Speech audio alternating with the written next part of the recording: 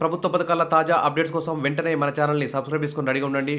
మీ friends share చేయండి. విషయంలోకి వెళ్తే అక్టోబర్ 2 నుంచి తెలంగాణలో కొత్త రేషన్ కార్డులకు దరఖాస్తులు అయితే తీసుకుంటారని ప్రభుత్వం అయితే నిర్ణయం తీసుకుంది.